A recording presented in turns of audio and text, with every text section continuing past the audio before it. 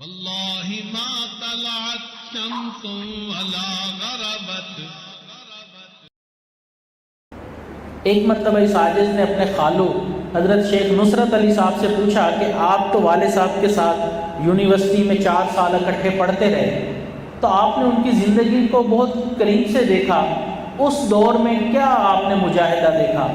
تو وہ فرمانے لگے کہ اس وقت ہم بھی نوجوان تھے، مجاہدہ ہم بھی کیا کرتے تھے، مگر آپ کے والد کے مجاہدے کو دیکھ کر ہم حیران ہوا کرتے تھے کہ کوئی شخص اتنا مجاہدہ بھی کر سکتا ہے۔ یہ سب کیسے تھا؟ اللہ سے ایک تعلق تھا۔ پھر آپ دیکھیں کہ اللہ رب العزت کا ذکر جس کو ہم مراقبہ کہتے ہیں وہ کثرت سے کیا کرتے تھے۔ فرماتے ہیں کہ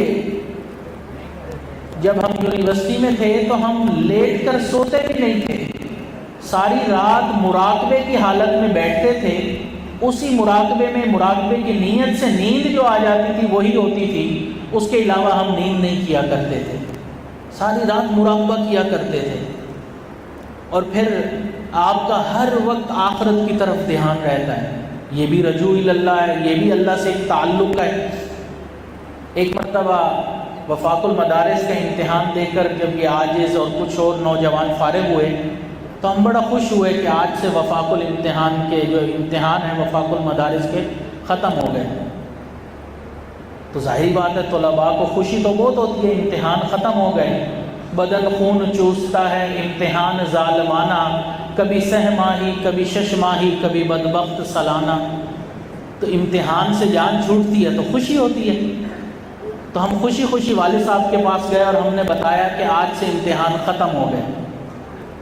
تو اس کے بعد والد صاحب نے طلباء میں بیان کیا، تو اب ایک بندے کا رجوع اللہ اور ہر وقت اپنا دھیان آخرت کی طرف ہونا وہ بتانا مقصود ہے۔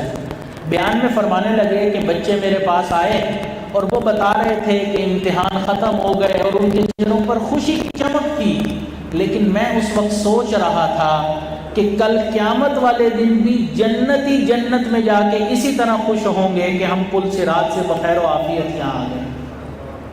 ہر چیز کو آخرت سے جوڑنا، ہر چیز کو اللہ سے جوڑ لینا۔